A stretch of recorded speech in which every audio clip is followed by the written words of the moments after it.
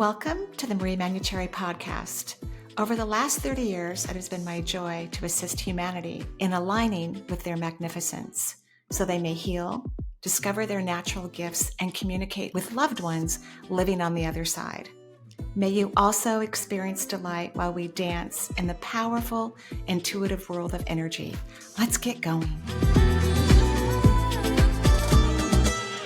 Hello, and welcome to Where Energy Meets the Divine. I wanted to talk about regret because I really think that's an energy suck if and when we regret things that have happened in our lives.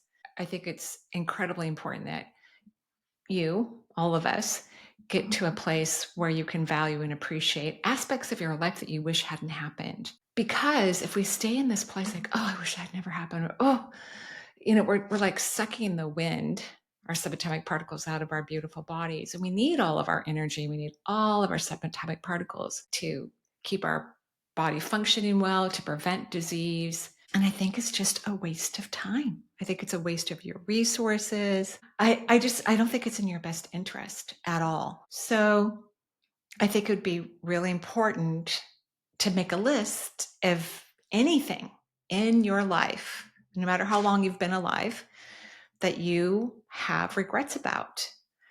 And once you make that list, which I think that's a big deal, to have that inner awareness, like, oh yeah, I wish that had happened. Oh, I wish that hadn't happened. Or, when you have those type of feelings, you're also not being very loving or compassionate or nurturing to yourself, which is also critical and important as we evolve here on this lovely, interesting planet. So in saying all of that, if you could make that list, and then with that list, you can go through one at a time and come up with things that you really value and appreciate about this situation in your life that you wish had never happened. I think that is inner work. Inner work is always getting to a place of joy, of peace, of harmony about everything, really, everything. And when we can start to take do check marks on the list that you're making, like, but I could value that. That was important. Look what I learned from that. Wow. Because a lot of weird stuff that happens in our life or things that we wish would never happen are actually teaching us something if we will allow ourselves to learn and progress and to move through it with grace and self-appreciation and deep nurturing self-love, which is critical. If you make that list and you're like, oh God, I'm never going to be able to find something good about that, I would then work on loving yourself every time you think about that moment in your life. I would put a lot of extra self-love, self-appreciation about that time period whenever you think about it or talk about it towards yourself.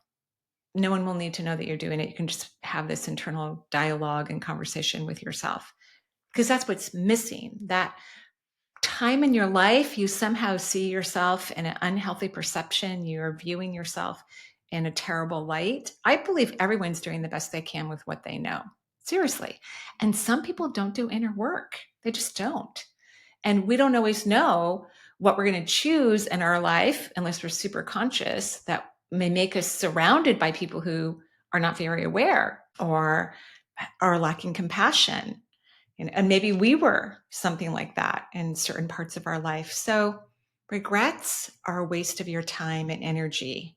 Do everything you can to fall in love with those moments of your life, to love yourself at the very least about those moments in your life, because that will propel you in a powerful way to move forward, to grow consciously. And then you're going to get ahas throughout the rest of your life about how important that timeline was and what you learned about it. You're going to get like incredible consciousness, incredible insight, which is going to free you even more and make you proud of yourself and see the reasons why other people are making decisions. Like, you get to have a bird's eye view into some pretty incredible moments in your life that were highly necessary for you to change your perception, to go in a different direction, to be more fulfilled at this moment in your life. Yeah, so work on that. It's a good one to work on. I think it's a lifelong experience to identify those areas and then to be kind and nurturing and loving towards yourself, and to even love those moments in our life Like authentically love them, value them, appreciate them, see their power, their beauty, their bliss. Okay, thank you. I'm going to go ahead and go to the phone lines now and start listening to questions and giving my psychic intuitive answers. Hi, Marie. My name is Cathy, and I'm from Portland, Oregon. I would say that for most of my life, I've been very intuitive and empathic. And so in that regard, I've kind of sheltered myself and lived kind of a hermit type life. I have a few close friends and family, but that's it. And when the COVID shutdown happened, I really learned to understand what it was to be in my own energy, my own frequency. And it was pretty cool. But now that I'm back out in the world more, I struggle with the impact from people's emotions. And I'm still finding myself not wanting to be around them. I prefer to be with dogs and nature. But also, for the first time in my life, I am living alone. No animals, no partner. It's all good. They left when they wanted to. It was their time. And then for the past several years, I've also been watching my grandkids to help raise them. But they're getting ready to move away pretty soon. And then I'm feeling this strong, strong desire to quit my job. So at this point on my journey, I find I will have the whole day to myself. And I'm really looking forward to that. And so I'm just curious what my guides, I do call them my spirit team, which ones are showing up to give me guidance through you at this time. Thank you, Marie, for all that you do. You're very welcome. Well, Cathy, it's normal to be empathetic. It's normal. It's a sign of conscious growth. It's a sign of an older soul type. What you have to work on is getting out of your heart chakra. And I'm not kidding if you can't be there in what's called universal love. So universal love is non-judgmental. It's not overly empathetic or sympathetic. True empathy is just the ability to unconsciously or consciously love everyone just the way they are. So people who are really uncomfortable in their heart chakras and are over feeling, they're also projecting their own insecurities onto others. So I would stay away from your heart chakra while you learn to actually be in your own emotions. Stop feeling everyone else. That you already know how to do this and you're off balance on it. It's hurting you. It's not supposed to hurt you. It's supposed to be interesting. It's supposed to be profound, but you're also supposed to be keenly aware of your own emotions. And real emotions are calm, they're pleasant, even when someone's authentically angry or sad. So you do need to, and this is coming from all your guides, they're like clapping, jumping up and down, like they're on trampolines or something. They're funny. Your guides are funny. That you need to work on figuring this out so that you can have more friends in the community and not hibernate yourself. Like it's crucial and important to learn to be present in your body without overly projecting what other people are experiencing because of our own fears or worries or doubts, and have the awareness of what people are feeling, but not let it affect us. That's the true growth and high function of the empath. That's the truth. It's like being a medical professional or a therapist who can sit with someone who's in trauma and still do their job, but not react or let it affect them. So the fact that you're letting it affect you is not in your best interest. It means you have growth in this area of your life that's highly necessary. And I loved the pandemic too. Not what was happening to other people, not what was happening to healthcare workers. I didn't love any of that, of course, but the quiet I did like. And the animals were super happy. I think it was just an interesting moment on Earth where we can see how the animals used to experience life here, all the wildlife. Yeah. So this is the work you need to do so that you don't have to confine, put yourself in quarantine and step away from people who are where you're overfeeling them. You're still going to have the awareness of what other people are feeling, but you're not going to have it affect you. That's what neutrality is like in the heart chakra. And that's the highest vibration for that particular vortex, is to be neutral, to not be reactive, to not shut yourself down because of what someone else is feeling. Most people aren't even feeling what they're really feeling anyway. So most people are feeling whatever their brain is telling them to feel. So then you're reacting to not even authentic emotions. Yeah, seriously. So this will be an interesting thing for you. It will be quite powerful, I think, for you. Okay, thank you. Great question. Liked it. Hi, Marie. This is Baby Thank you. from Denver, Colorado. I want to thank you for everything you have done for us, teaching us about energy. I know you said that money is all energy, but when you work in a financial institute, it is hard to be happy all the time. So I was just kindly requesting you to tell me something I can focus on in order to manifest abundance when I work in a financial institute. Another thing, I have been allowing energy and as you had mentioned on your podcast, to allow energy to flow in your body. But I was wondering if you could scan my body and tell me if I have any blockages in my chakras so that I can work on that, if I have a good vessel for to increase my vibration and be a good vessel for energy. Thank you so much for everything you do for us, and lots of hugs and kisses to Oh, Mr. thank you. Charles. Oh, thank you. He's right here. Thank you, Marie. Thank you Bye. so much. Thank you so much, BB. So, everyone's going to come up with a reason why they can't hold their energy up when it comes to resources. And it's going to feel very legit, logical. Like, I can't do it because of this. And, you're walking into a bank or some other financial institution for work, for your own job. And this exercise needs to be done regarding your own personal finances. Yeah, eventually, since you work in the finance area, having your energy up, no matter what's happening at work, would be in your best interest for everyone. Everyone needs to have their energy elevated when they're working, even if they don't like that job. If they can raise their vibration, then they can get clues and insights about what job to move into.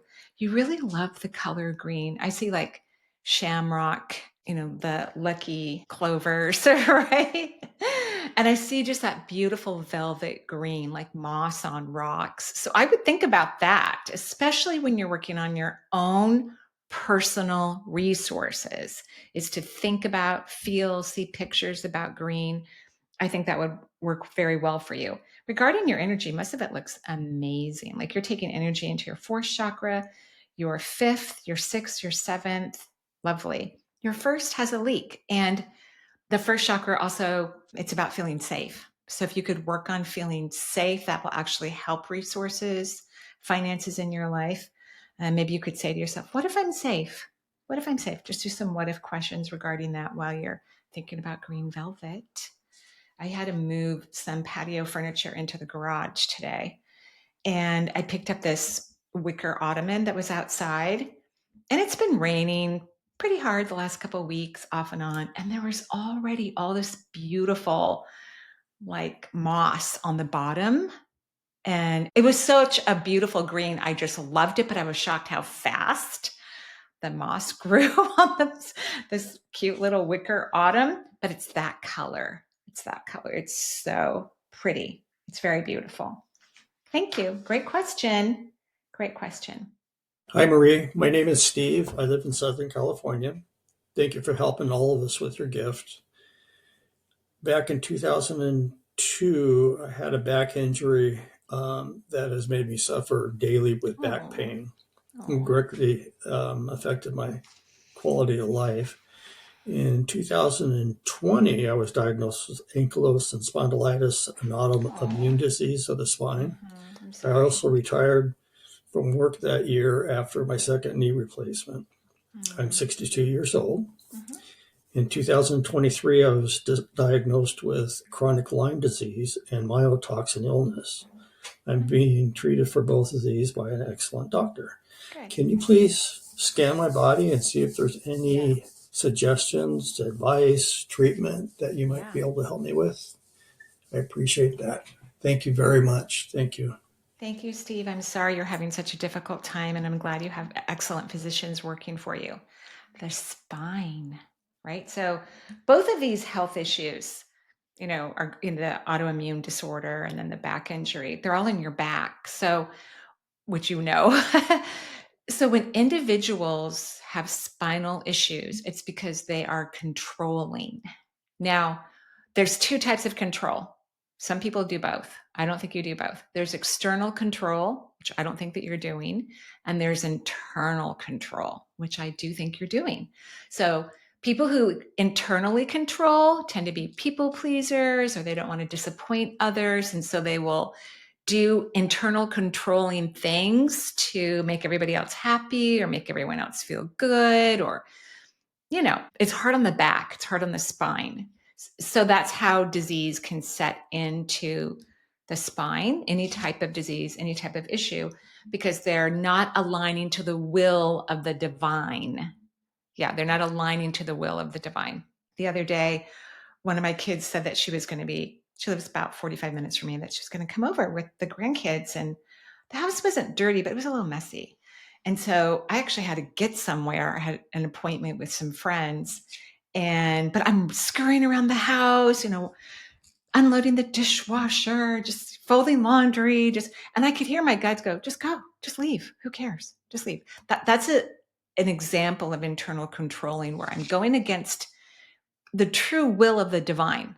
And I was even late for my meeting because I'm trying to make the house look perfect when the grandkids are just going to come over and mess it up anyway. And my kids could care less, and the house is clean. It's not dirty.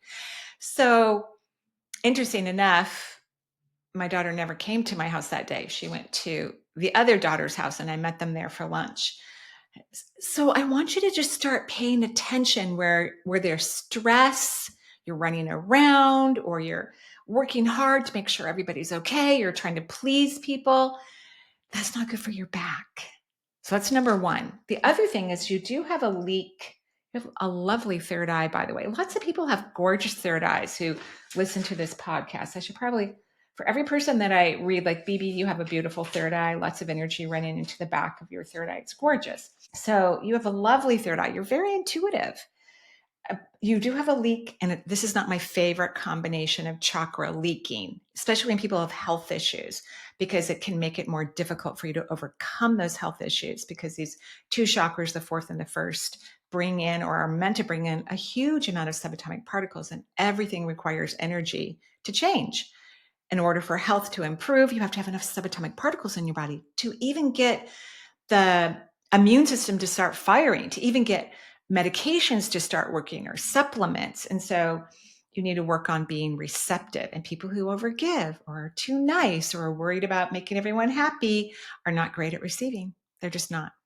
So, visualizing energy coming up from the earth into your first chakra, your legs, and imagining the same thing, energy. I like to imagine things running into my upper back, not through your body, just in your body, like butterflies or hummingbirds or puppies or warm rain, beautiful rainbows, a song. And do it for like 5 minutes, like twice a day, just this taking energy in and telling yourself you're safe. It's okay for you to receive, that you deserve it.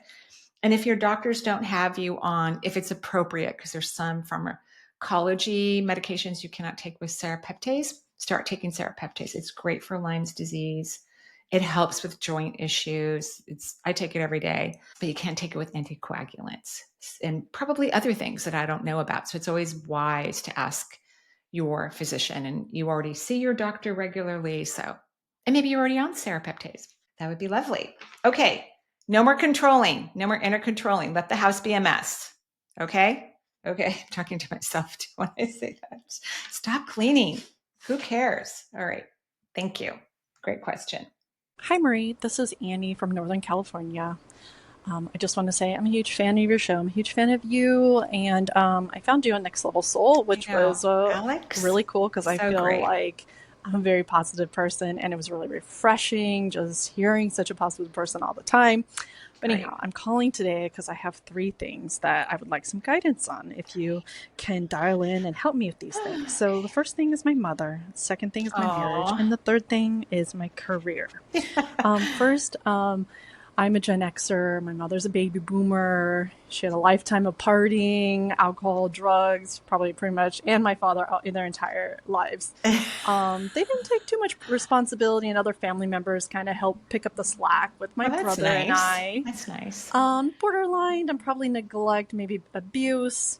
I've since moved on from it, and I love my parents, but Oh, I tried to stay neutral with them. But my father passed away a couple of years oh, ago, who I dearly loved. yeah, But my mom is still, she's yeah. still Just a alive, bit but she's much. prematurely like elderly. She's only 68, but because alcohol and drug abuse that she still is taking part in, she's more like acts like she's like in her 80s.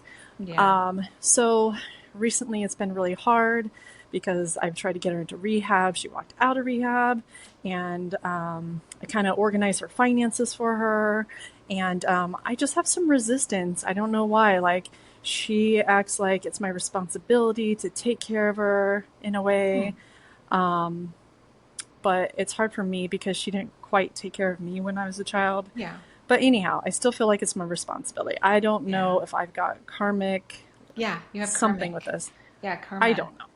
But anyhow, second thing, my marriage. I love my husband very much, but he has this very phonetic, intense energy, and it just Okay, I'm just going to pause Annie right now because I'm going to start with the first question. And honestly, I just found the pause button for the first time.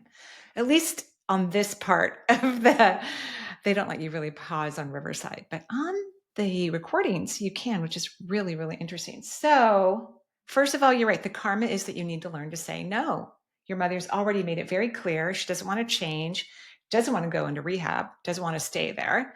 So you do not have to bend over backwards to help her get better. It's kind of like sometimes I have clients who have addictions and they have health issues, and they don't want to stop the addiction, like alcoholism. And I'm like, oh, let's see, you have a health issue and you're consuming copious amounts of things that are not good for your body. I mean, how can I can help them to the best of my ability, but they're doing destructive things to their physical form. That's not going to make it easy for them to improve their health situation. So your answer to your mother is no, no, no, no, no, no. Even if she ends up going to a facility, at some point because she's not taking good care of herself, this is not your responsibility. Your karma, the negative karma you're getting in life is from not saying no. You need to learn to say no. You're not going to get anything bad. You're already a good person. You've over nurtured and cared for your parents. Your dad is adorable, by the way. I like him too. And he also didn't do great things in terms of how to raise his children. But he tells me he's happily spending time in your org field learning how to parent. He goes, man, I got a lot to learn. He goes, it's a hard job. I go, yeah, it's a hard job. Yeah, it actually never really goes away. You're having that in reverse, so to speak. But so that's your karma. Stop saying yes. Stop doing things you don't want to do. Stop it. Okay. Next, we're going to continue on with you, Annie. stresses me out so much. Sometimes he gets really, simple things will just set him off and he'll get really upset, and it just really can be upsetting for my daughter and I. It can kind of like borderline on maybe a little bit of verbal abuse at times. So I don't know. I feel like I'm really elevating Yeah. my energy, my frequency, and I come home from work and I'm all excited and I really have some good vibes, and then I get home and then it's just like his energy seems so negative, and it like zaps all, it seems like it zaps all the. Well, I loved what you said at some point in this recording about how much you love your husband. I mean, what a lucky person. What a blessing to love your spouse like that. And yes, he is verbally abusive. He needs therapy. And again, it would be really nice if you set a boundary. So saying no is a boundary. Like, babe, I love you, but you're stressing me out. This is verbally abusive. You need to go get therapy. You need to figure this out because I'm actually not having fun and I don't know what I'm going to do in the future if this continues. If those words feel all right to you. All the progress that I made like throughout the day. And then lastly, my career. I teach high school right now and I love the kids, but I really enjoy the counseling side of it. So maybe if you can help me and point me in the right direction, that I would really love it. All right. Thank you so much. Have a great day. You're welcome. Yeah, it would be great if you considered you're already a therapist, a counselor. So let's become a coach. I know some people don't like the term life coach, but I think when people have mental health careers, they're excellent coaches, and then work with people who just need you to help them to take whatever they need to learn to the finish line. I always see the life coach like throwing the football, the client catching the football and running to the finish line. So people who are best clients for life coaches don't have a lot of therapy issues, right? They don't have a lot of issues going on in their life.